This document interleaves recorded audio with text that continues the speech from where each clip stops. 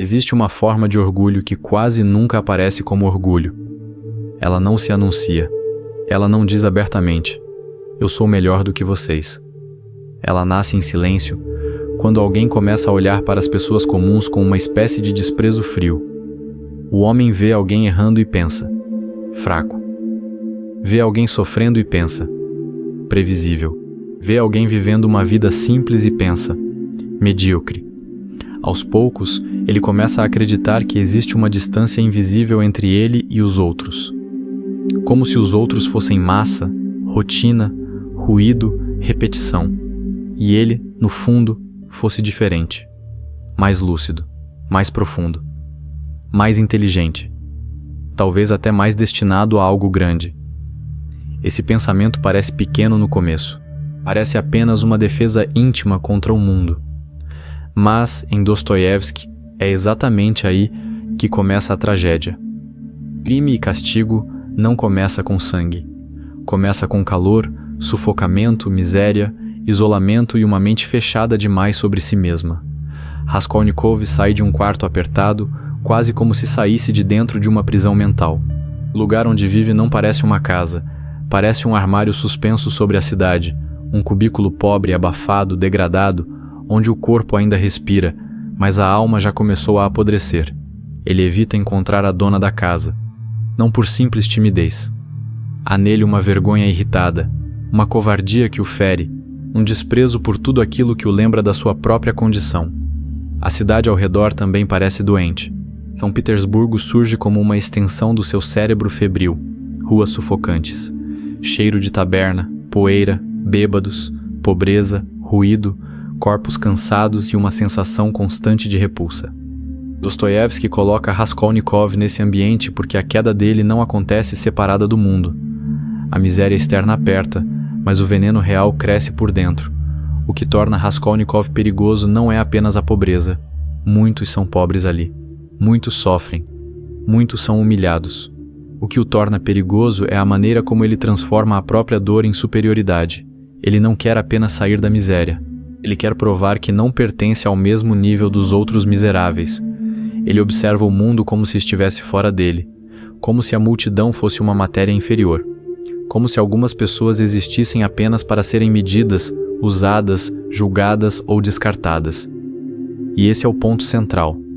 Dostoiévski não trata a superioridade como um defeito de personalidade. Ele trata como uma doença espiritual. Essa doença começa quando o homem passa a acreditar que sua inteligência o autoriza a suspender a compaixão. Ele ainda pode falar de justiça, pode falar de utilidade, pode falar de futuro, pode até falar de bem maior.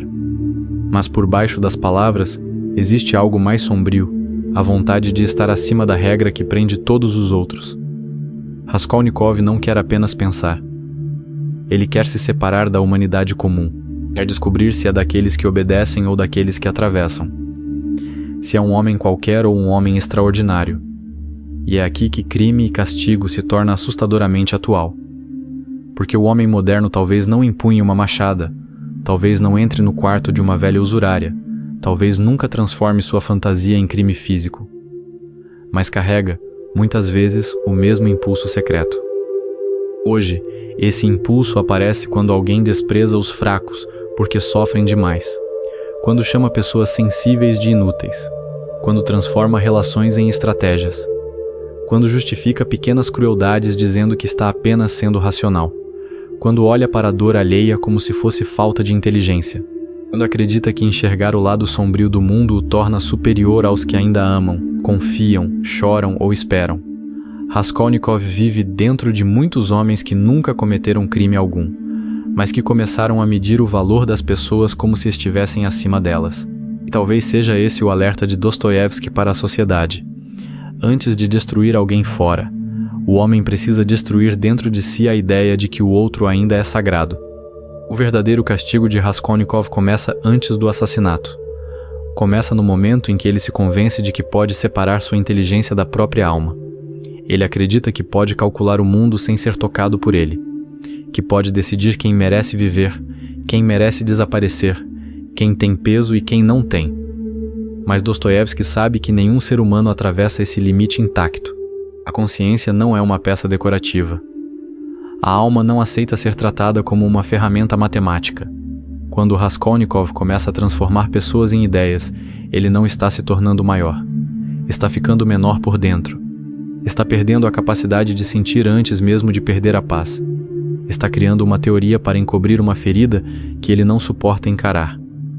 Por isso, este vídeo não é apenas sobre um personagem que se achava superior. É sobre uma tentação humana profunda, a tentação de transformar a própria dor em tribunal contra o mundo. Raskolnikov olha para a sociedade e vê podridão, injustiça, pobreza, humilhação e mediocridade. Mas, em vez de encontrar compaixão, encontra desprezo. Em vez de reconhecer sua fragilidade, constrói uma fantasia de grandeza. Em vez de admitir que está quebrado, tenta provar que é extraordinário. E essa é a contradição que Dostoiévski abre diante de nós. O homem que mais quer estar acima dos outros talvez seja justamente aquele que mais teme descobrir que é igual a todos. Frágil, confuso, dependente, culpado, faminto por sentido e incapaz de escapar de si mesmo. E isso é apenas uma das portas de Dostoiévski. O orgulho em crime e castigo nunca aparece sozinho. Ele se liga ao sofrimento, à culpa, à liberdade, ao niilismo, à fé, à autodestruição e ao subsolo humano. Cada gesto de Raskolnikov abre uma camada mais profunda da alma. Cada pensamento dele revela uma rachadura que também atravessa o homem moderno. É por isso que, dentro do Dostoiévski, o abismo humano, essa travessia continua de forma mais profunda, conectando crime e castigo às grandes feridas da obra de Dostoiévski. Porque entender Raskolnikov não é apenas entender um criminoso literário, é olhar para o ponto exato em que o ser humano começa a se perder quando acredita que pode ser inteligente sem ser humano. Raskolnikov não queria apenas dinheiro. Essa é a primeira ilusão que precisa ser destruída. Se fosse apenas pobreza, a história seria mais simples. Se fosse apenas fome, dívida, humilhação ou desespero material, crime e castigo seria apenas o retrato de um homem esmagado pela miséria. Mas Dostoiévski vai muito mais fundo. Raskolnikov sofre porque está pobre, isolado, febril, vestido em farrapos, vivendo num quarto que parece menor do que a própria esperança. Mas existe algo ainda mais perigoso dentro dele. A necessidade de acreditar que aquela miséria não define quem ele é. Lá fora, ele é apenas um estudante fracassado, sem dinheiro, sem estabilidade, dependente da mãe, envergonhado pela própria condição. Mas dentro da própria mente, ele tenta construir um trono invisível. Ele não tem poder sobre a realidade, então inventa uma teoria onde sua inteligência ainda pode torná-lo superior aos outros. Essa é a fantasia do homem extraordinário. A ideia de que a humanidade estaria dividida entre os homens comuns, feitos para obedecer, repetir, aceitar e preservar o mundo, e os homens raros, capazes de atravessar limites, romper leis, destruir obstáculos e empurrar a história para frente. Raskolnikov não pensa nisso como simples vaidade. Ele tenta revestir esse orgulho com aparência filosófica, moral e histórica. Ele pensa em grandes nomes, em homens que mudaram o mundo, em figuras que passaram por cima de sangue, sofrimento e resistência para criar algo novo. E então surge a pergunta venenosa: se esses homens puderam atravessar a moral comum em nome de algo maior, por que ele não poderia? O perigo está justamente aí. A teoria parece uma reflexão sobre história, mas no fundo é uma tentativa de resolver uma ferida pessoal. Ele não está apenas pensando sobre gênios. Ele está perguntando se ele mesmo é um deles. Quanto mais impotente Raskolnikov se sente na vida real, mais precisa acreditar que pertence a uma ordem superior. Esse é o paradoxo psicológico. O homem esmagado pela realidade tenta se salvar criando uma identidade interior grandiosa. Ele não consegue pagar o aluguel, não consegue continuar os estudos, não consegue proteger a mãe e a irmã, não consegue organizar a própria vida, mas ainda assim precisa acreditar que existe nele algo excepcional. A miséria externa e a arrogância interna crescem juntas. O quarto é pequeno, mas a fantasia é gigantesca. O corpo está fraco, mas o orgulho quer se imaginar acima da lei. O mundo o humilha e ele responde tentando se convencer de que o mundo é baixo demais para julgá-lo. Dostoiévski mostra aqui uma das formas mais perigosas de sofrimento, quando a dor não gera humildade, mas desprezo. Essa fantasia também existe no homem moderno. Muitas pessoas não se sentem vistas, reconhecidas ou respeitadas. Vivem frustradas, comparando a própria inteligência com a própria falta de resultado. Sentem que poderiam ser muito mais, mas a vida não confirma essa grandeza.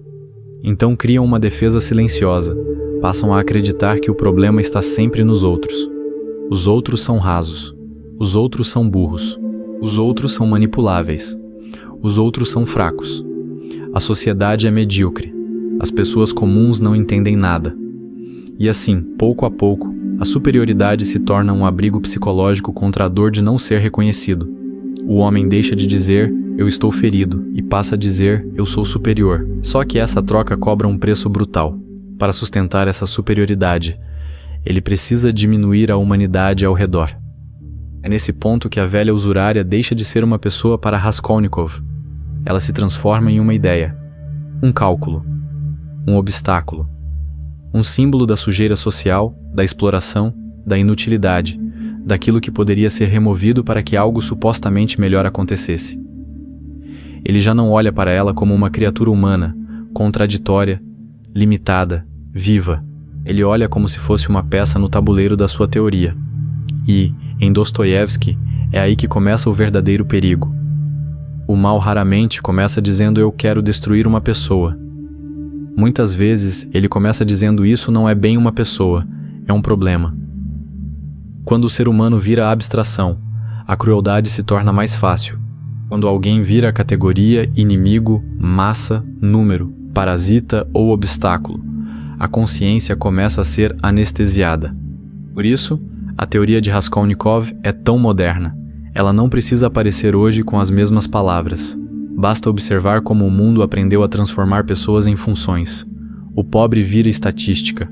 O fraco vira culpa própria. O fracassado vira exemplo de incapacidade. O inimigo vira algo que merece ser destruído. O relacionamento vira jogo. O outro vira meio para um fim. A inteligência, quando separada da compaixão, começa a construir justificativas elegantes para atos desumanos. Raskolnikov é assustador porque ele não se enxerga como monstro. Ele se enxerga como alguém lúcido demais para se prender à moral comum. E talvez essa seja uma das maiores armadilhas do orgulho intelectual. O homem não percebe que está caindo justamente no momento em que se sente mais acima dos outros. É por isso que, no Dostoiévski, o abismo humano, essa lógica precisa ser atravessada com calma, porque ela não pertence apenas a crime e castigo. Ela se conecta à crítica de Dostoiévski ao racionalismo, ao niilismo e ao orgulho intelectual. Raskolnikov acredita que a razão pode organizar a culpa, calcular o sofrimento e transformar um crime em uma equação moral. Mas Dostoiévski mostra que o ser humano não cabe dentro desse cálculo. A consciência não obedece à teoria. A alma não aceita ser manipulada por argumentos. O que parece uma ideia brilhante dentro de um quarto fechado se torna febre, tremor, paranoia e decomposição quando toca a realidade. O produto completo aprofunda justamente essa travessia. Como o homem tenta usar ideias para fugir da própria alma, e como Dostoiévski desmonta essa fuga camada por camada. Raskolnikov, no fundo, não está apenas planejando um crime, ele está planejando um experimento contra si mesmo. Ele quer descobrir se consegue atravessar a linha e continuar inteiro. Quer saber se é um homem vulgar, preso à culpa, ao medo e à moral comum, ou se é alguém extraordinário, capaz de pisar sobre o limite sem desabar. Esse é o núcleo da tragédia. O crime se torna um teste de identidade. A velha se torna o objeto desse teste. A teoria se torna a máscara do orgulho. E a consciência, silenciosamente, já começa a preparar o castigo. Porque Dostoiévski sabe que o homem pode mentir para os outros durante muito tempo, pode criar teorias, discursos, justificativas e sistemas inteiros, mas existe uma parte dele que continua vendo. E o homem que tenta se tornar maior, o erro mais superficial que alguém pode cometer diante de crime e castigo é acreditar que Raskolnikov matou por dinheiro. O dinheiro estava ali, sem dúvida. A pobreza o cercava. A fome o enfraquecia. A dívida o humilhava. O quarto onde ele vivia parecia uma cela antes mesmo de qualquer prisão existir. Mas Dostoiévski nunca constrói um crime apenas como consequência de uma necessidade material.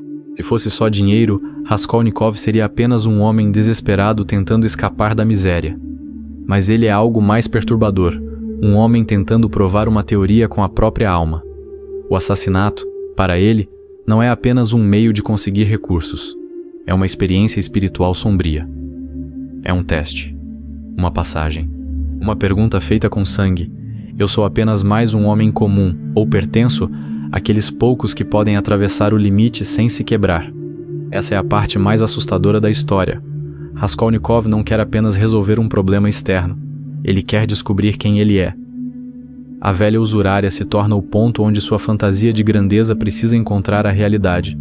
Enquanto tudo está apenas na cabeça dele, parece possível. A teoria se organiza. Os argumentos aparecem. A velha é inútil, cruel, exploradora, pequena, desprezível. O dinheiro poderia ajudar outras vidas. Uma existência considerada baixa poderia ser trocada por um futuro maior. Tudo parece lógico quando ainda é pensamento. Tudo parece frio, limpo e justificável quando permanece no território abstrato da ideia. Mas Dostoiévski sabe que existe uma distância imensa entre imaginar o mal e tocar o mal com as próprias mãos.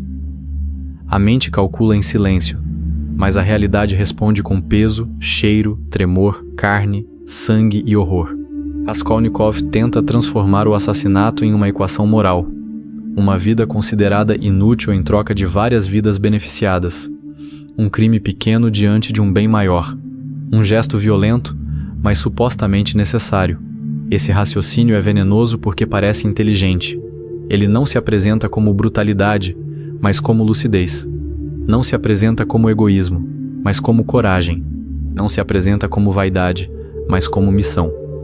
Só que Dostoiévski desmonta essa equação porque a alma humana não funciona como uma conta matemática. Não existe balança moral, mas na verdade está destruindo dentro de si a última barreira que separa o pensamento da desumanização. O orgulho humano às vezes prefere cometer uma tragédia a aceitar a própria insignificância. Esse é um dos abismos mais profundos do personagem. Raskolnikov não suporta a ideia de ser apenas mais um jovem fracassado, doente, pobre, esquecido e impotente. Ele não suporta depender da mãe. Não suporta ver a irmã se sacrificando. Não suporta ser pequeno diante de uma cidade indiferente. Então, em vez de encarar sua fragilidade, ele tenta construir uma prova de grandeza. O crime aparece como um portal terrível. Se ele atravessar e permanecer de pé, talvez isso confirme que ele não pertence à massa comum. Talvez confirme que sua inteligência está acima da culpa. Talvez confirme que sua vontade é maior que a moral. O problema é que, ao atravessar o limite, ele não encontra grandeza. Encontra desorganização. Antes do crime, tudo parece teoria. Depois do crime, tudo vira colapso. A mão que antes imaginava agir com firmeza começa a tremer. O plano que parecia calculado se fragmenta em pânico. A consciência que ele julgava dominar começa a reagir antes mesmo que ele consiga pensar. A cena não se comporta como uma ideia. Ela escapa. O corpo da vítima cai. O sangue aparece. As chaves não obedecem. O tempo fica distorcido. A presença inesperada de Lisavieta destrói qualquer ilusão de controle. E então o crime, que deveria provar sua superioridade, revela sua fraqueza. Ele queria ser uma vontade soberana, mas se torna um homem assustado dentro do próprio ato. Queria agir como alguém acima da moral, mas imediatamente começa a ser perseguido pela repugnância, pelo medo e pela consciência. É aqui que Dostoiévski alcança algo brutal. Ele mostra que o mal pensado à distância parece mais fácil do que o mal vivido de perto. Na imaginação, Raskolnikov podia chamar aquilo de necessidade. Podia falar de justiça, utilidade, futuro, humanidade, grandes homens e destinos históricos. Mas diante do sangue, essas palavras começam a perder força. A abstração desmorona. A velha já não é uma ideia. Lisavieta, principalmente, não cabe em teoria nenhuma. Ela aparece como inocência esmagada pelo excesso de um plano que não podia controlar a realidade. E com ela, Dostoiévski mostra que todo cálculo moral feito sem compaixão acaba encontrando uma vítima que não cabia na conta. O crime nunca fica do tamanho da teoria. Ele sempre transborda. Ele sempre cria consequências que o orgulho não previu. E é por isso que esse alerta não pertence apenas ao século XIX. Muitas pessoas modernas jamais cometeriam um crime como Raskolnikov, mas usam a mesma estrutura mental para justificar destruições menores, silenciosas e socialmente aceitáveis. Alguém trai e diz que precisava viver algo verdadeiro. Humilha e diz que era necessário ensinar uma lição. Manipula e diz que todos fazem o mesmo. Abandona emocionalmente e diz que estava protegendo a própria paz. Age com frieza e chama isso de maturidade. Usa pessoas e chama isso de estratégia.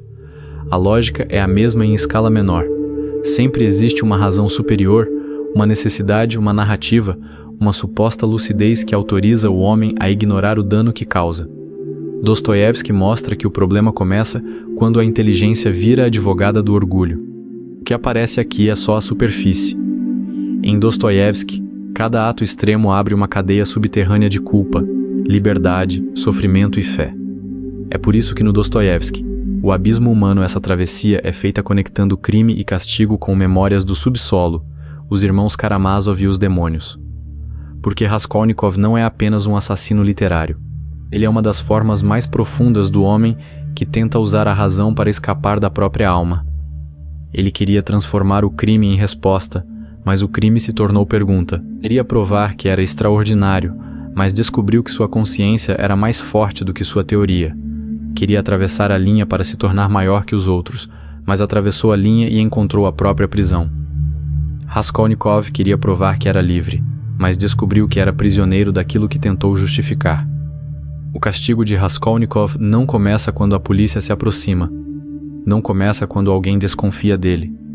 Não começa quando a lei finalmente encontra um caminho para cercá-lo. O castigo começa antes, num lugar onde nenhum juiz consegue entrar, dentro da própria consciência. Dostoiévski entende algo terrível sobre o ser humano. Existem prisões feitas de pedra, ferro e sentença pública. Mas existe uma prisão muito mais íntima, muito mais sufocante e muito mais difícil de escapar. É a prisão de saber. Saber o que fez. Saber o que tentou justificar. Saber que atravessou uma linha e que, mesmo que ninguém veja, alguma coisa dentro de si viu.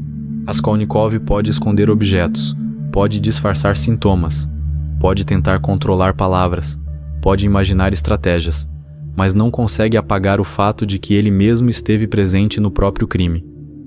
A culpa em crime e castigo não aparece como arrependimento simples.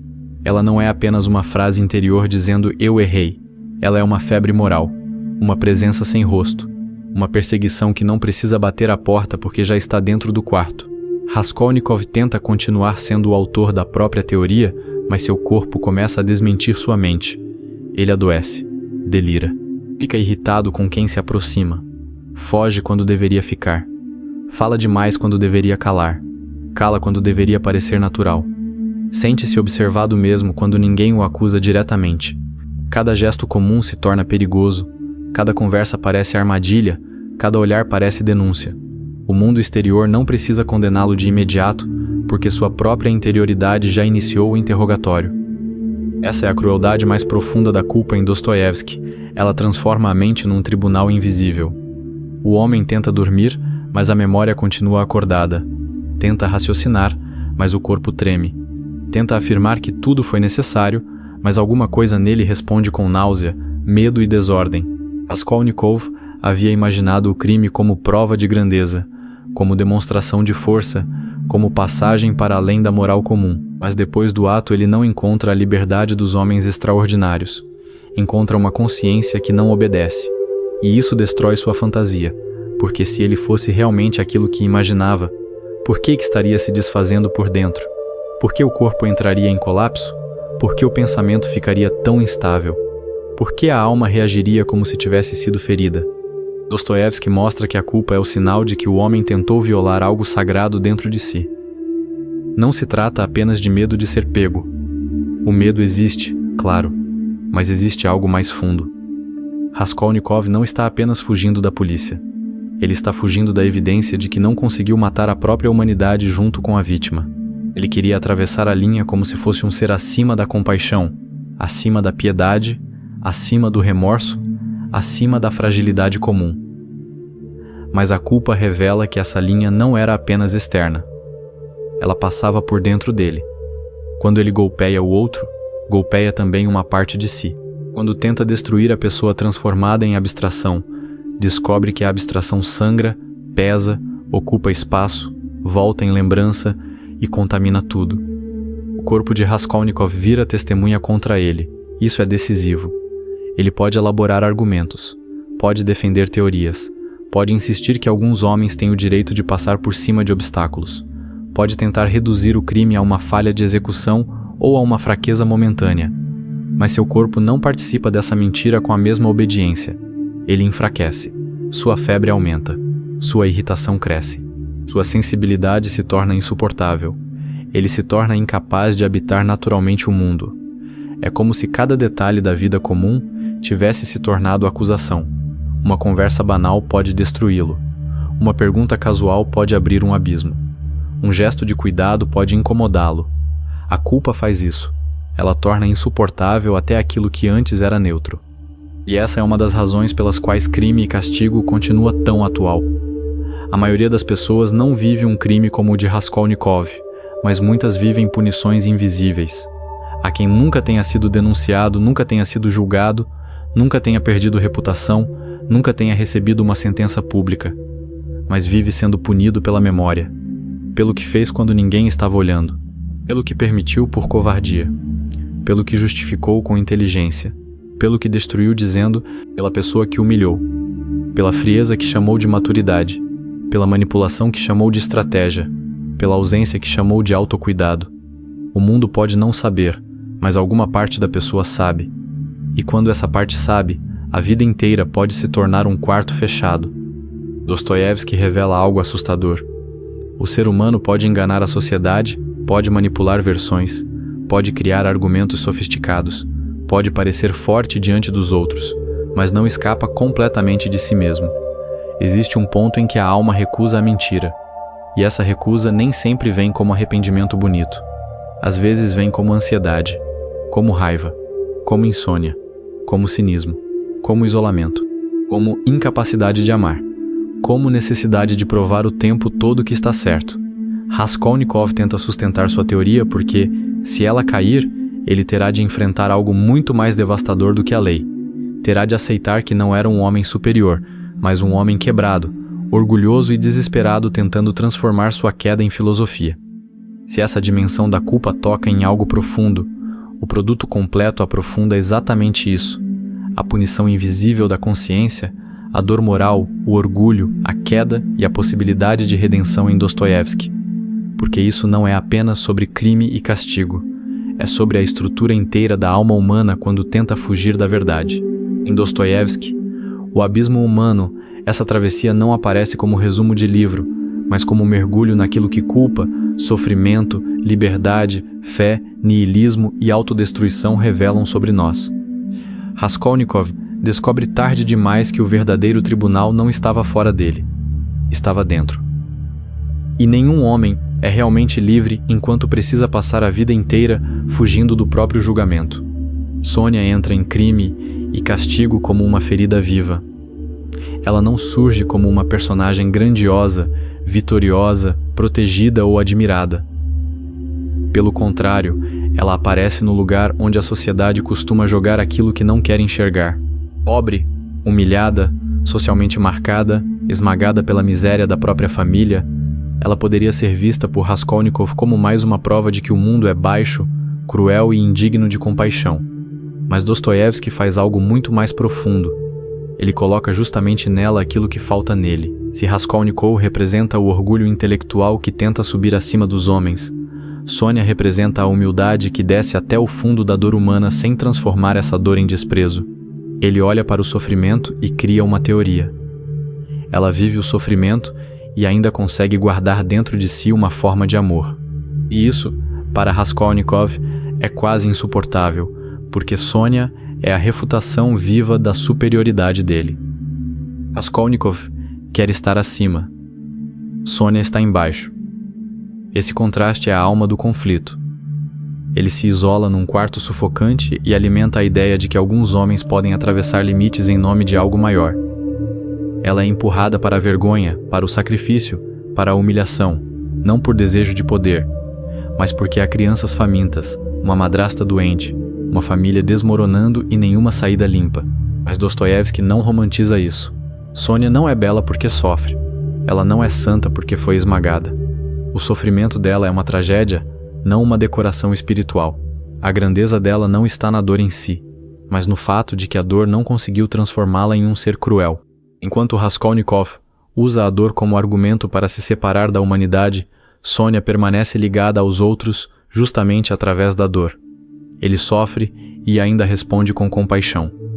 Por isso, Sônia não vence Raskolnikov pela lógica.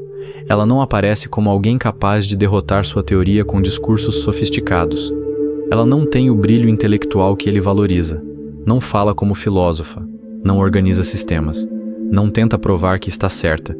E talvez seja exatamente por isso que sua presença é tão devastadora. Raskolnikov consegue discutir com ideias, mas não sabe o que fazer diante de uma alma que continua humana depois de ter sido humilhada. Sônia carrega algo que a teoria dele não consegue explicar. Pela lógica do orgulho, alguém como ela deveria estar espiritualmente destruída, ressentida, amarga, vazia ou completamente vencida. Mas Dostoiévski mostra o contrário. Ela está socialmente ferida, mas moralmente viva. Ela está coberta de vergonha diante do mundo, mas ainda possui uma forma de pureza interior que Raskolnikov, com toda a sua inteligência, perdeu. A presença de Sônia expõe a falência da superioridade dele, porque ela revela uma grandeza que não depende de domínio. Raskolnikov acredita quaesar superior significa ultrapassar limits, estar acima da culpa, decidir quem importa, julgar a vida dos outros como se estivesse fora da massa comum. Sônia mostra outro tipo de profundidade, mais silenciosa e mais difícil. Continuar amando quando a vida deu todos os motivos para odiar. Continuar sofrendo sem transformar todos em culpados. Continuar ligada ao bem mesmo quando a própria existência parece ter sido jogada no lodo. Ela não se coloca acima de ninguém. Ela não tenta parecer invencível. Ela não precisa provar força destruindo algo. E é exatamente essa humildade que torna sua presença tão poderosa. Diante dela, Raskolnikov não encontra uma mulher fraca. Encontra uma alma que sobreviveu onde a teoria dele teria apodrecido. Existe uma humilhação profunda nessa descoberta. Raskolnikov, que se imaginava capaz de olhar a humanidade de cima, encontra em Sônia alguém que o mundo inteiro poderia desprezar, mas que talvez esteja espiritualmente acima dele. Isso desmonta sua hierarquia interna. Ela queria medir as pessoas por força, inteligência, ousadia, capacidade de atravessar limites. Sônia introduz outra medida. Com pecado, fé, sacrifício, capacidade de carregar a dor sem perder totalmente a alma. Para ela, isso é desconcertante. Porque a existência dela mostra que o ser humano não pode ser reduzido a posição social, aparência, culpa pública ou utilidade. Uma pessoa pode estar no lugar mais baixo da sociedade e ainda carregar uma verdade que um homem orgulhoso não suporta encarar. Esse é o golpe silencioso de Dostoiévski. Ele coloca a luz onde o mundo só enxerga vergonha. No Dostoiévski, o abismo humano, Sônia é uma das portas mais importantes para entender Cristo, com peixão, sofrimento, redenção e amor sacrificial dentro da obra de Dostoiévski. Não como uma figura sentimental rasa, nem como uma imagem bonita de bondade ingênua, mas como uma presença espiritual que obriga o orgulho a se ajoelhar diante de algo que ele não consegue dominar. Ela se conecta ao centro mais profundo da obra, a ideia de que a salvação do homem não vem da superioridade intelectual, mas da queda do orgulho, da verdade, do sofrimento atravessado com consciência e da possibilidade de amar mesmo depois da ruína. Raskolnikov precisava de uma teoria para justificar o próprio abismo. Sônia, sem teoria nenhuma, aponta para a travessia. É por isso que a relação entre os dois não é apenas emocional, é metafísica. É o encontro entre o homem que tentou virar Deus e a alma ferida que ainda aponta para Cristo. E isso toca diretamente a sociedade moderna. Hoje, Muita gente confunde superioridade com inteligência fria, status, domínio emocional, capacidade de não se importar, habilidade de usar os outros e força para não demonstrar dor. O mundo ensina que o profundo é aquele que percebe a fraqueza dos outros antes de ser atingido por ela. Dostoiévski sugere algo muito mais incômodo. Talvez o ser humano mais profundo não seja o que julga todos de cima, mas o que ainda consegue amar depois de ter sido esmagado. Talvez a verdadeira grandeza não esteja em vencer a compaixão, mas em sobreviver sem perdê-la completamente. Talvez o homem superior de Raskolnikov seja apenas uma fantasia do orgulho, enquanto a grandeza real aparece frágil, ferida, silenciosa e desprezada aos olhos da sociedade. Raskolnikov queria estar acima dos homens, mas Sônia mostrou que talvez a verdadeira grandeza esteja em ajoelhar diante da verdade. O paradoxo de se achar superior não morreu com Raskolnikov. Ele apenas mudou de roupa. Hoje, talvez não apareça em um quarto miserável de São Petersburgo, com um estudante febril andando por ruas sujas, tentando provar para si mesmo que pertence a uma categoria especial de homens.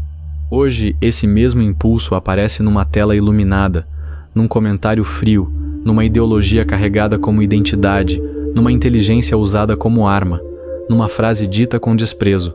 As pessoas são burras demais. O homem moderno nem sempre percebe quando começa a entrar no mesmo labirinto. Ele não precisa planejar um crime. Não precisa se ver como assassino. Basta começar a olhar para os outros como se fossem menos reais do que ele, menos conscientes, menos profundos, menos capazes de entender o mundo. E, aos poucos, aquilo que parecia lucidez se transforma em doença. Essa superioridade moderna raramente se apresenta como arrogância direta. Quase ninguém diz abertamente: eu sou melhor do que todo mundo. A forma atual é mais sofisticada. O sujeito diz que apenas entendeu como o mundo funciona. Diz que perdeu a ingenuidade. Diz que não se ilude mais. Diz que enxerga padrões que os outros não enxergam. Diz que pessoas boas são apenas fracas, que compaixão é ingenuidade, que vínculo é dependência, que amor é necessidade química, que moral é ferramenta de controle, que tudo é interesse, tudo é troca, tudo é poder. E isso parece inteligência. Parece maturidade amarga. Parece lucidez. Mas Dostoiévski colocaria uma pergunta incômoda diante desse homem. Quando você começou a chamar de consciência aquilo que talvez seja apenas incapacidade de amar? Raskolnikov também se imaginava lúcido. Ele não se via como um bruto. Não queria parecer um homem dominado por impulso baixo. Ele precisava acreditar que sua ideia tinha grandeza, que sua transgressão podia ser organizada pela razão, que alguns homens, por estarem acima da massa comum, poderiam atravessar limites que os outros não ousariam atravessar. E é exatamente esse o ponto em que o século XIX toca o presente. A sociedade moderna continua criando pequenos Raskolnikovs sem machada, mas com teorias. Pessoas que não matam fisicamente, mas matam simbolicamente quando transformam o outro em função, utilidade, inimigo, número, corpo, consumidor, seguidor, massa ou obstáculo. O ser humano deixa de ser alguém. Vira métrica. Vira alvo. Vira peça. Vira dado. Vira argumento. A internet acelerou esse processo porque ela permite julgar sem presença. Quando não existe rosto diante de rosto, a compaixão enfraquece. O outro vira perfil, vira avatar, vira opinião, vira grupo, vira categoria. E quando alguém vira categoria, fica mais fácil desprezar, mais fácil humilhar, mais fácil cancelar, mais fácil rir da queda, mais fácil reduzir uma vida inteira a um erro, uma frase, uma posição, uma imagem. É assim que o homem moderno pode se tornar raskolnikoviano sem perceber. Ele não derrama sangue, mas aprende a participar de pequenas execuções simbólicas com a consciência tranquila, porque sempre existe uma justificativa superior: justiça, verdade, ideologia, defesa, estratégia, merecimento. O nome muda, mas a estrutura permanece, uma ideia bonita autorizando uma crueldade interior. Dostoiévski enxergou com uma profundidade assustadora o perigo do racionalismo moral. Quando tudo vira cálculo, o homem começa a negociar com aquilo que deveria permanecer inviolável. Ele calcula quem merece compaixão, calcula quem pode ser usado, calcula que humilhação é aceitável se servir a um objetivo, Calcula que uma mentira é pequena se o resultado parecer grande. Calcula que certos grupos podem ser esmagados em nome de uma causa. Calcula que certas pessoas são descartáveis porque atrapalham um projeto maior. E quanto mais racional o discurso parece, mais perigoso ele pode se tornar quando a alma desaparece dele. Raskolnikov não é assustador porque pensa. Ele é assustador porque usa o pensamento para tentar silenciar aquilo que ainda nele resiste ao mal. A cultura da performance também alimenta essa superioridade. O homem é ensinado a vencer, produzir, dominar, crescer, parecer invulnerável, não demonstrar fraqueza, não depender de ninguém, transformar tudo em resultado. Então, aos poucos, a fragilidade humana vira defeito. Quem sofre demais é fraco. Quem ama demais é carente. Quem perdoa é ingênuo. Quem sente culpa é atrasado. Quem hesita é comum. Quem precisa de sentido é romântico. A frieza passa a ser vendida como força, a indiferença como poder, a incapacidade de se afetar como maturidade. Mas Dostoiévski colocaria Raskolnikov diante desse ideal moderno e mostraria a rachadura. O homem que tenta arrancar de si toda a compaixão não se torna mais livre, torna-se mais desabitado por dentro. Existe uma diferença entre lucidez e desprezo. A lucidez vê a sombra humana e ainda reconhece humanidade nela. O desprezo vê a sombra e usa isso como licença para abandonar o outro. Raskolnikov atravessa essa fronteira quando deixa de ver pessoas e passa a ver obstáculos. E hoje essa fronteira é atravessada todos os dias. Nos relacionamentos, quando alguém usa o outro como fonte de validação e depois descarta como se nada tivesse acontecido. No trabalho, quando pessoas viram apenas produtividade. Na política, quando vidas viram números de uma narrativa. Na sedução, quando o outro vira alvo psicológico. No consumo, quando a atenção vira mercadoria. Na própria espiritualidade, quando profundidade vira estética para parecer diferente dos demais. O homem moderno não precisa confessar que se acha superior. Basta observar quantas vezes ele já deixou de ver alguém como pessoa. É por isso que Dostoiévski: o abismo humano não é sobre entender um romance isolado. É sobre reconhecer como os mesmos impulsos de crime e castigo continuam vivos na ansiedade, no orgulho, no vazio e na autodestruição do homem moderno. Raskolnikov não é apenas um personagem antigo.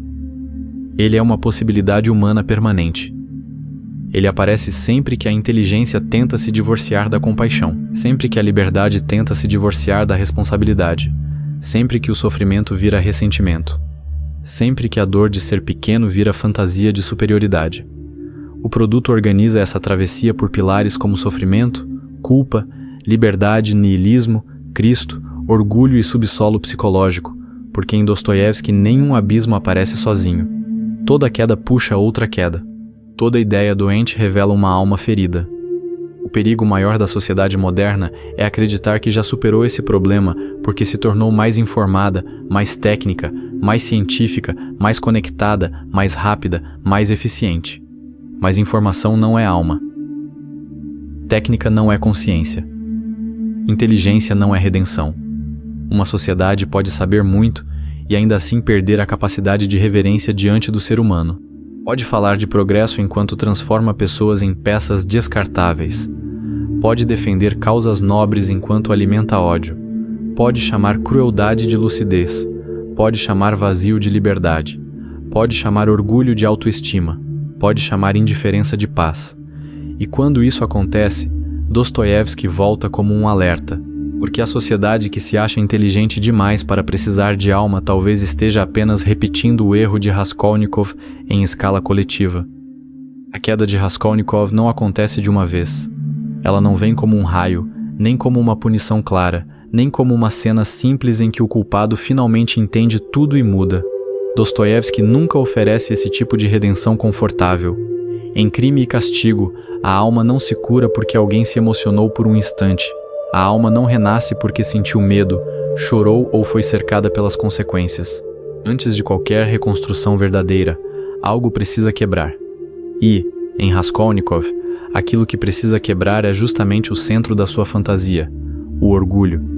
Ele não sofre apenas porque matou. Ele sofre porque o crime não confirmou a imagem grandiosa que ele tinha de si. O ato que deveria provar sua superioridade revela sua miséria interior. Ele atravessa o limite esperando encontrar força, mas encontra febre, medo, contradição, dependência e culpa. Esse é o colapso mais profundo.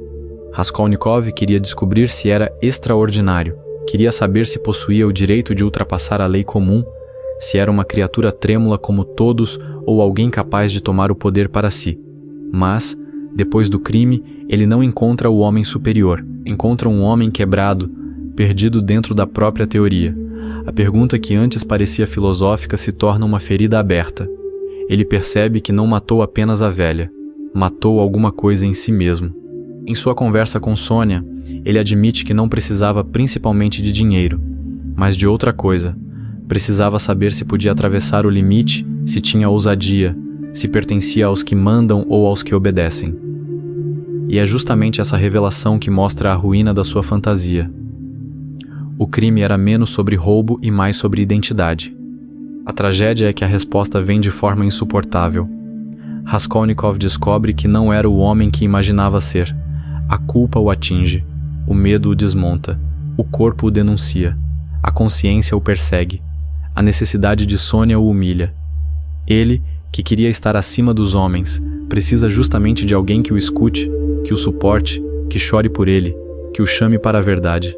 Isso destrói sua fantasia de autossuficiência, porque o orgulho não quer precisar. O orgulho não quer confessar. O orgulho não quer ser visto em sua miséria. O orgulho quer permanecer no alto, mesmo quando está sangrando por dentro. Mas Dostoiévski obriga Raskolnikov a descer, não para humilhá-lo por crueldade, mas porque nenhuma redenção pode começar enquanto o homem ainda protege a mentira que o destruiu. Sônia compreende isso de uma forma que a inteligência de Raskolnikov não compreende. Quando ela o chama a aceitar o sofrimento, a ajoelhar-se, a beijar a terra que manchou e a dizer diante do mundo: eu matei. Ela não está oferecendo uma solução leve. Ela está oferecendo a única passagem possível: verdade, sofrimento e confissão. Para Dostoiévski, a confissão não é apenas uma informação entregue à justiça. É a destruição da máscara. É o momento em que o homem para de tentar controlar a própria imagem e aceita ser visto como realmente é. Raskolnikov resiste porque ainda quer salvar alguma superioridade. Ainda quer argumentar. Ainda quer dizer que os outros não compreenderiam. Ainda quer se colocar acima do tribunal humano. Mas Sônia aponta para algo maior: aceitar o sofrimento e redimir-se por meio dele. Essa redenção é dura porque não começa com alívio, começa com perda. Raskolnikov precisa perder a narrativa em que ele era especial. Precisa perder a ilusão de que sua inteligência o protegia da culpa. Precisa perder a pose de quem entende a vida melhor do que os outros. Precisa perder o direito imaginário de julgar quem merece viver, quem merece desaparecer, quem tem valor e quem não tem. Só depois dessa perda pode existir alguma possibilidade de reconstrução. Dostoiévski não diz que o homem se torna novo porque sofreu. O sofrimento sozinho também pode amargar, endurecer e deformar. O que abre a possibilidade de redenção é o sofrimento atravessado pela verdade. É quando a dor deixa de ser usada como desculpa e passa a revelar aquilo que o orgulho escondia. Essa é uma ponte direta com a vida moderna. Muitas pessoas querem transformação sem humilhação interior. Querem renascer sem admitir a própria queda. Querem cura sem verdade. Querem uma nova identidade sem confessar a antiga mentira. Querem paz sem encarar o que fizeram, o que permitiram, o que justificaram, o que destruíram, o que fingiram não saber. Mas Dostoiévski mostra que isso é impossível. A alma não muda enquanto continua negociando com a própria falsidade. O homem pode trocar de discurso, de ambiente, de rotina, de aparência e até de crença. Mas, se continuar defendendo a mentira central sobre si mesmo, continuará preso. A redenção começa quando ele suporta olhar para aquilo que tentou esconder. Não para se destruir, mas para parar de fugir. Por isso, a queda de Raskolnikov é tão importante. Ela não é apenas punição. É desmascaramento. Ele cai da fantasia de superioridade para a verdade da própria humanidade. Descobre que precisa de amor. Descobre que precisa de alguém. Descobre que sua razão não consegue salvá-lo sozinha. Descobre que a alma humana é mais profunda do que qualquer teoria sobre homens extraordinários. E essa descoberta é dolorosa porque o orgulho prefere qualquer coisa a depender da verdade. Preferiria continuar sofrendo em segredo, continuar delirando, continuar se justificando, continuar chamando covardia de lucidez, continuar chamando ruína de liberdade. Mas, em algum ponto, a alma exige uma decisão: ou continuar protegendo a mentira, ou começar a atravessar o sofrimento. Se você sente que Dostoiévski fala de algo que existe dentro de você, então o produto completo foi feito para isso. Não apenas explicar livros, mas decodificar a alma humana através deles. Dostoiévski: o abismo humano é uma travessia por dentro dessa queda, por dentro da culpa, do orgulho, da liberdade, do sofrimento, da fé, do niilismo e da possibilidade de redenção. Não é conteúdo de superfície. É uma entrada organizada no ponto em que a literatura deixa de ser apenas história e começa a tocar aquilo que o ser humano tenta esconder de si mesmo. Porque Raskolnikov não é apenas alguém que caiu diante da lei. Ele é alguém que caiu diante da verdade. E a redenção de Raskolnikov não começa quando ele é perdoado, mas quando ele finalmente deixa de se considerar acima da verdade. O paradoxo de se achar superior é que o homem que tenta se colocar acima dos outros acaba caindo abaixo de si mesmo. Essa é a ferida central de Raskolnikov. Ele não queria apenas cometer um crime. Ele queria provar uma ideia. Queria descobrir se pertencia à categoria dos homens comuns, que obedecem, tremem, sentem culpa e recuam, ou se fazia parte dos raros, dos extraordinários, daqueles que poderiam atravessar o limite em nome de algo maior. Mas Dostoiévski destrói essa fantasia por dentro. Porque quando Raskolnikov atravessa a linha, ele não encontra grandeza. Ele encontra febre. Encontra desordem. Encontra culpa. Encontra uma alma que não aceita ser transformada em instrumento de uma teoria. O crime, que deveria confirmar sua superioridade, revela sua fragilidade mais profunda. Raskolnikov queria acreditar que a inteligência podia colocá-lo acima da compaixão. Esse é o ponto mais perigoso. Ele tenta transformar uma vida humana em cálculo, uma velha em obstáculo, uma morte em meio para um suposto bem maior. Mas Dostoiévski mostra que, quando o homem começa a calcular a dignidade dos outros, ele já começou a se perder. A velha usurária deixa de ser pessoa e vira ideia. Lizaveta, que aparece fora do plano, destrói qualquer possibilidade de transformar o mal em equação limpa. O sangue rompe o argumento. O horror rompe a teoria. A realidade mostra que o mal nunca fica do tamanho da justificativa. Ele transborda, ele mancha, ele volta. Ele se instala na memória e começa a cobrar o preço que a razão tentou esconder. E então vem a culpa, não como arrependimento bonito, não como lição moral simples, mas como castigo invisível. Raskolnikov pode escapar por um tempo da justiça externa, mas não escapa do tribunal interior. Seu corpo se torna testemunha contra ele. Sua febre fala. Seu delírio fala. Sua irritação fala. Seu isolamento fala. Sua incapacidade de agir naturalmente fala. Ele queria provar que era livre, mas descobre que está preso àquilo que fez. Esse é o castigo mais profundo em Dostoiévski. A mente vira cela, a memória vira carcereira, a consciência vira juiz. O homem pode enganar os outros, pode sustentar discursos sofisticados, pode criar explicações brilhantes, mas não consegue fugir completamente de si mesmo. Por isso Sônia é tão importante. Ela aparece como o oposto espiritual de Raskolnikov. Ele tenta subir acima dos homens. Ela desce ao fundo da miséria humana sem perder completamente a compaixão. Ele usa a dor para justificar desprezo. Ela carrega a dor como sacrifício. Ele transforma sofrimento em teoria. Ela transforma sofrimento em presença. Dostoiévski não romantiza sua tragédia, mas faz dela uma força espiritual que desmonta o orgulho dele. Sônia não vence Raskolnikov pela lógica, pela força ou pela inteligência. Ela vence porque permanece humana onde ele tentou abandonar a humanidade. Diante dela, ele descobre algo humilhante. Aquela que o mundo poderia desprezar talvez esteja espiritualmente acima dele. A queda de Raskolnikov não é apenas a queda de um criminoso. É a queda de uma fantasia. Ele perde a imagem de si mesmo como alguém superior. Perde a ideia de que sua razão poderia protegê-lo da culpa. perde a máscara de quem está acima da moral comum. E só quando essa máscara começa a quebrar, alguma possibilidade de redenção aparece. Dostoiévski não oferece redenção barata. Não existe transformação sem verdade. Não existe renascimento sem humilhação interior. Não existe cura enquanto o homem continua defendendo a mentira que o destruiu. A confissão, o sofrimento e a verdade não aparecem como punições externas, mas como a primeira chance de Raskolnikov parar de fugir de si mesmo.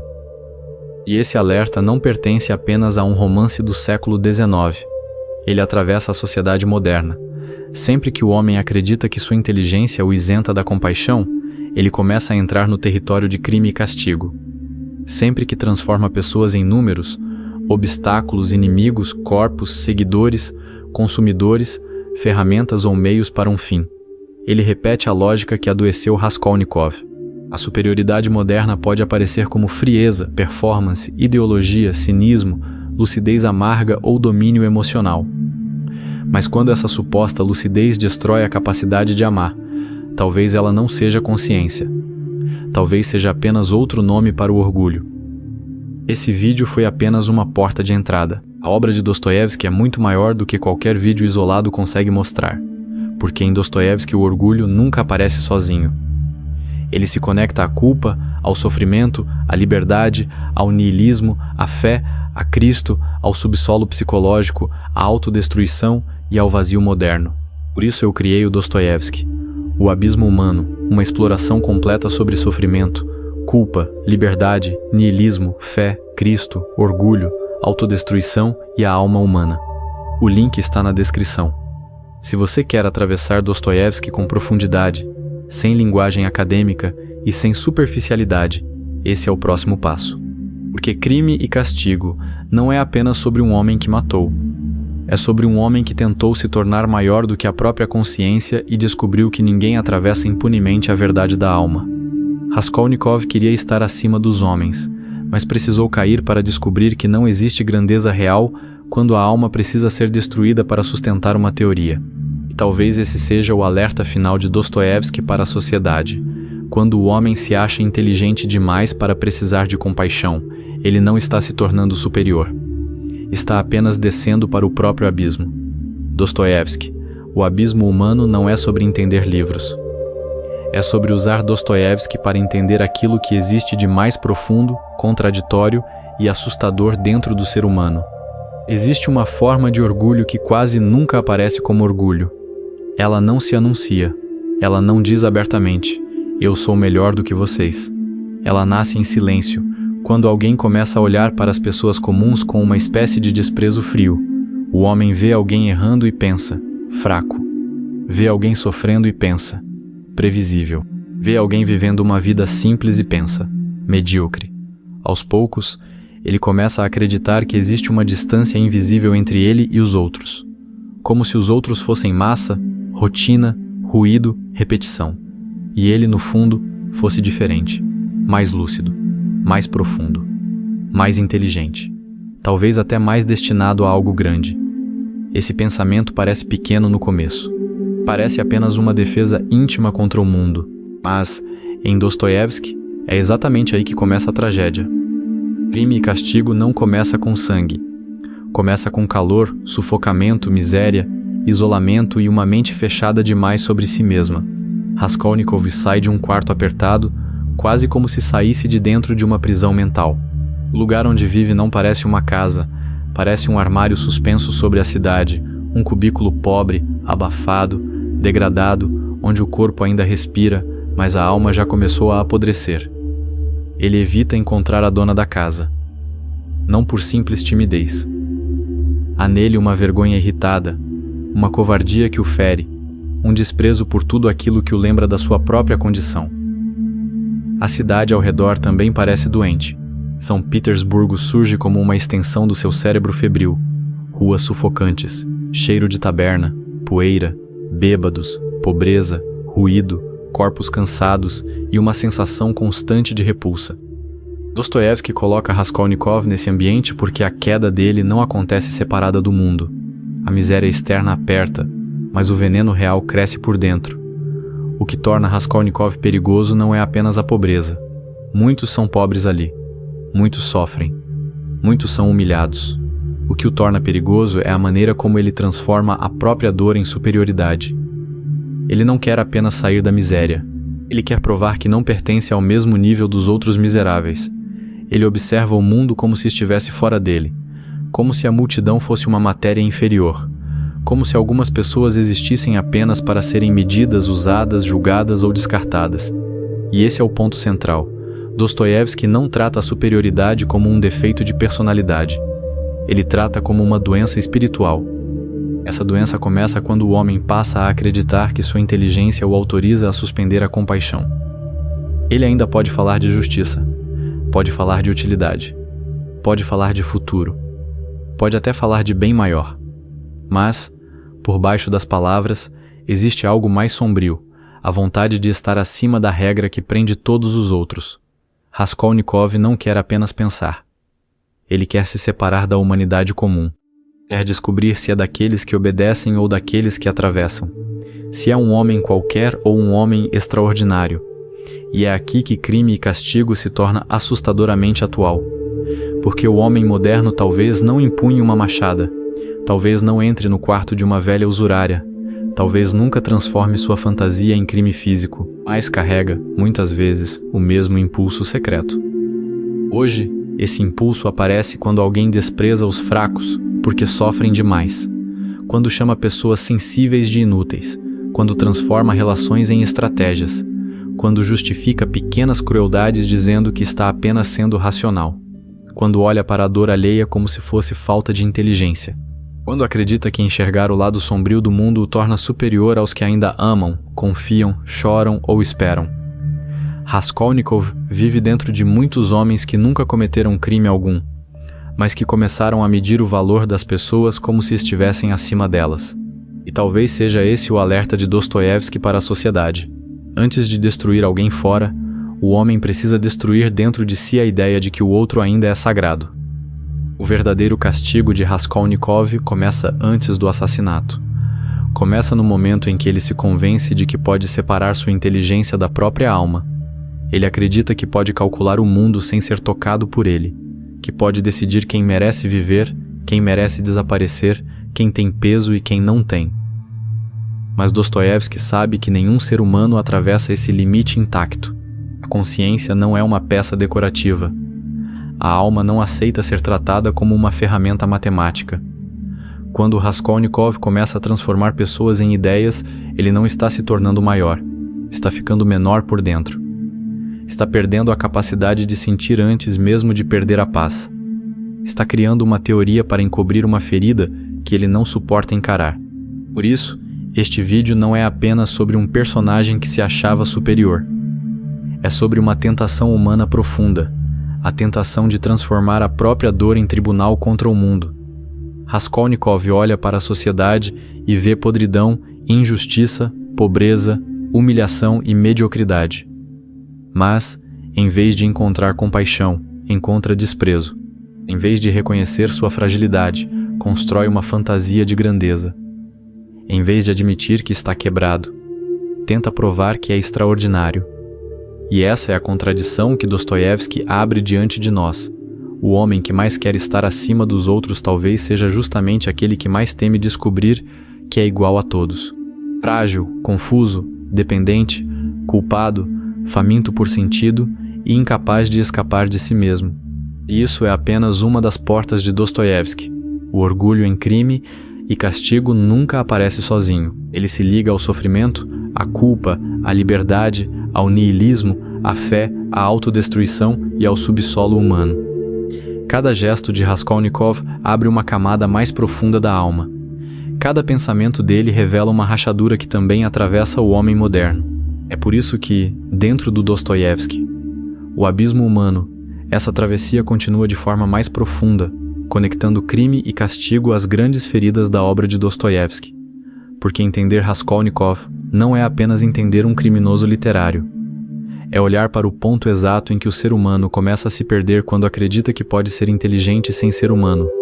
Roteirista base usada: Crime e Castigo, de Fyodor Dostoiévski. Chatbot roteirista. Existe uma forma de orgulho que quase nunca aparece como orgulho. Ela não cia. Ela não diz abertamente: eu sou melhor do que vocês.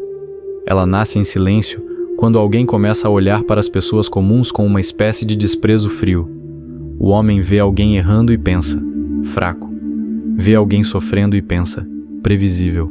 Vê alguém vivendo uma vida simples e pensa: medíocre. Aos poucos, ele começa a acreditar que existe uma distância invisível entre ele e os outros. Como se os outros fossem massa, rotina, ruído, repetição. E ele, no fundo, fosse diferente. Mais lúcido, mais profundo, mais inteligente. Talvez até mais destinado a algo grande. Esse pensamento parece pequeno no começo. Parece apenas uma defesa íntima contra o mundo. Mas, em Dostoiévski, é exatamente aí que começa a tragédia. Crime e Castigo não começa com sangue. Começa com calor, sufocamento, miséria, isolamento e uma mente fechada demais sobre si mesma. Raskolnikov sai de um quarto apertado, quase como se saísse de dentro de uma prisão mental.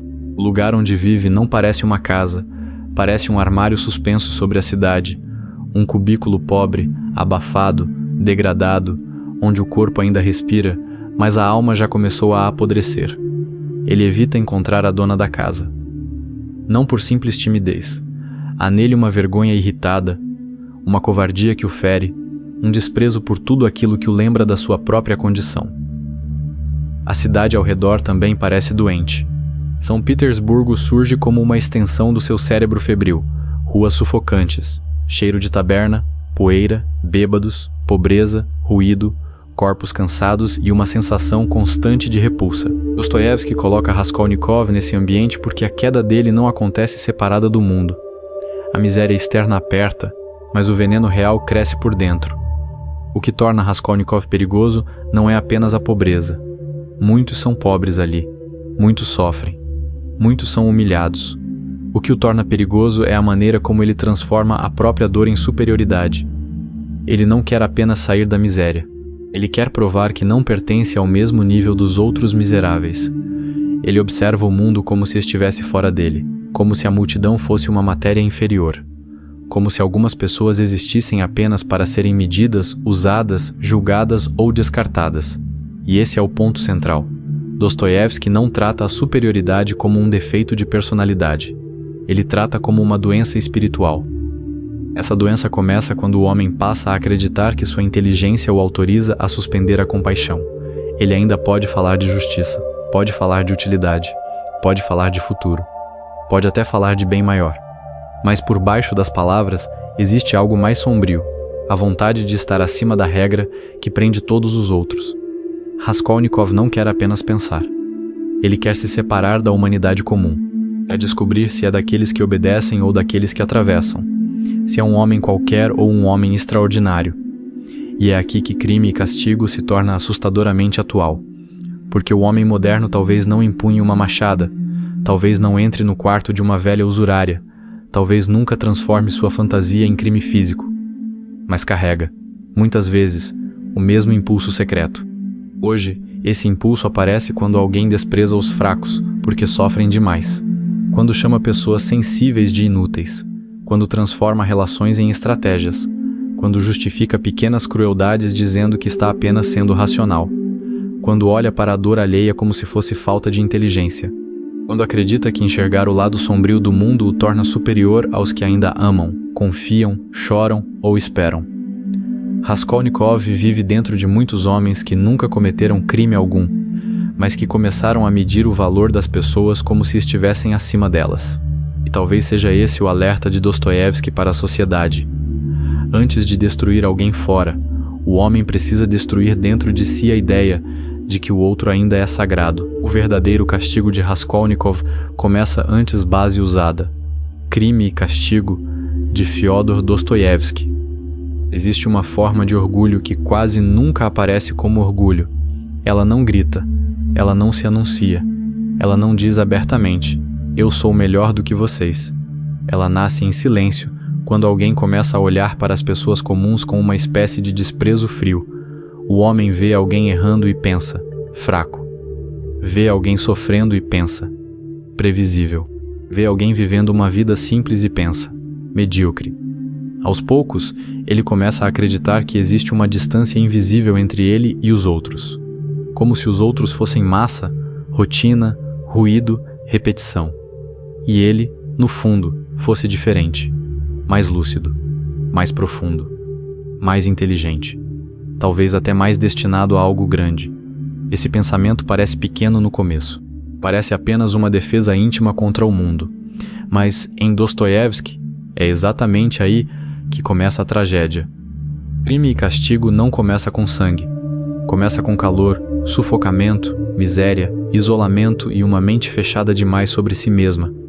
Raskolnikov sai de um quarto apertado, quase como se saísse de dentro de uma prisão mental. O lugar onde vive não parece uma casa, parece um armário suspenso sobre a cidade, um cubículo pobre, abafado, degradado, onde o corpo ainda respira, mas a alma já começou a apodrecer. Ele evita encontrar a dona da casa, não por simples timidez. Há nele uma vergonha irritada, uma covardia que o fere, um desprezo por tudo aquilo que o lembra da sua própria condição. A cidade ao redor também parece doente. São Petersburgo surge como uma extensão do seu cérebro febril, ruas sufocantes, cheiro de taberna, poeira, bêbados, pobreza, ruído, corpos cansados e uma sensação constante de repulsa.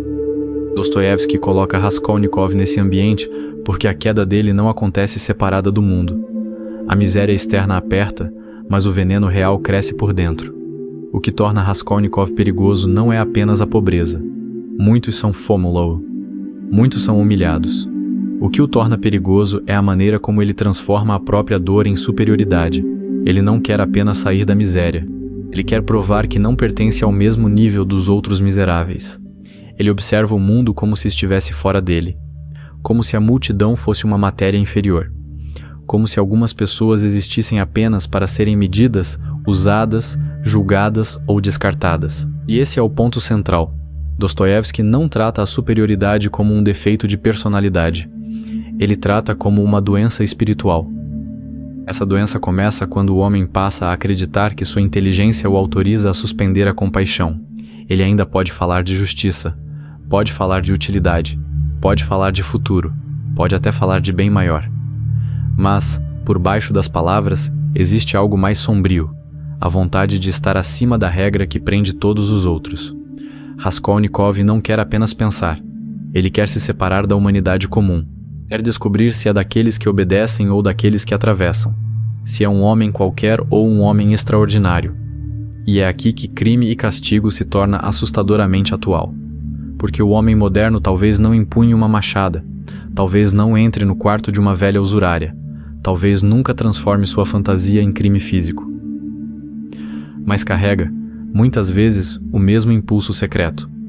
Hoje, esse impulso aparece quando alguém despreza os fracos porque sofrem demais, quando chama pessoas sensíveis de inúteis, quando transforma relações em estratégias, quando justifica pequenas crueldades dizendo que está apenas sendo racional, quando olha para a dor alheia como se fosse falta de inteligência, quando acredita que enxergar o lado sombrio do mundo o torna superior aos que ainda amam, confiam, choram ou esperam.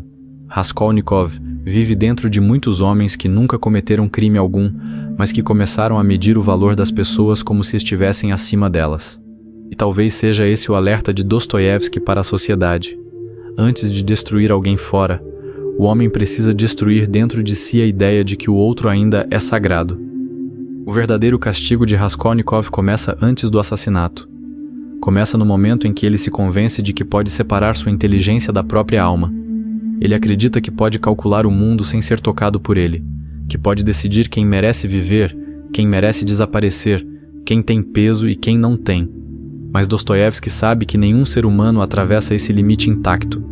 A consciência não é uma peça decorativa. A alma não aceita ser tratada como uma ferramenta matemática. Quando Raskolnikov começa a transformar pessoas em ideias, ele não está se tornando maior. Está ficando menor por dentro. Está perdendo a capacidade de sentir antes mesmo de perder a paz. Está criando uma teoria para encobrir uma ferida que ele não suporta encarar. Por isso, este vídeo não é apenas sobre um personagem que se achava superior. É sobre uma tentação humana profunda. A tentação de transformar a própria dor em tribunal contra o mundo. Raskolnikov olha para a sociedade e vê podridão, injustiça, pobreza, humilhação e mediocridade. Mas em vez de encontrar compaixão, encontra desprezo. Em vez de reconhecer sua fragilidade, constrói uma fantasia de grandeza. Em vez de admitir que está quebrado, tenta provar que é extraordinário. E essa é a contradição que Dostoiévski abre diante de nós. O homem que mais quer estar acima dos outros talvez seja justamente aquele que mais teme descobrir que é igual a todos. Frágil, confuso, dependente, culpado, faminto por sentido e incapaz de escapar de si mesmo. Isso é apenas uma das portas de Dostoiévski. O orgulho em Crime e Castigo nunca aparece sozinho. Ele se liga ao sofrimento, à culpa, à liberdade, ao niilismo, à fé, à autodestruição e ao subsolo humano. Cada gesto de Raskolnikov abre uma camada mais profunda da alma. Cada pensamento dele revela uma rachadura que também atravessa o homem moderno. É por isso que, dentro do Dostoiévski, o abismo humano, essa travessia continua de forma mais profunda, conectando crime e castigo às grandes feridas da obra de Dostoiévski. Porque entender Raskolnikov não é apenas entender um criminoso literário. É olhar para o ponto exato em que o ser humano começa a se perder quando acredita que pode ser inteligente sem ser humano. Do assassinato. Começa no momento em que ele se convence de que pode separar sua inteligência da própria alma. Ele acredita que pode calcular o mundo sem ser tocado por ele, que pode decidir quem merece viver, quem merece desaparecer, quem tem peso e quem não tem. Mas Dostoiévski sabe que nenhum ser humano atravessa esse limite intacto. A consciência não é uma peça decorativa. A alma não aceita ser tratada como uma ferramenta matemática. Quando Raskolnikov começa a transformar pessoas em ideias, ele não está se tornando maior. Está ficando menor por dentro. Está perdendo a capacidade de sentir antes mesmo de perder a paz. Está criando uma teoria para encobrir uma ferida que ele não suporta encarar. Por isso, este vídeo não é apenas sobre um personagem que se achava superior. É sobre uma tentação humana profunda, a tentação de transformar a própria dor em tribunal contra o mundo. Raskolnikov olha para a sociedade e vê podridão, injustiça, pobreza, humilhação e mediocridade. Mas em vez de encontrar compaixão, encontra desprezo. Em vez de reconhecer sua fragilidade, constrói uma fantasia de grandeza. Em vez de admitir que está quebrado, tenta provar que é extraordinário. E essa é a contradição que Dostoiévski,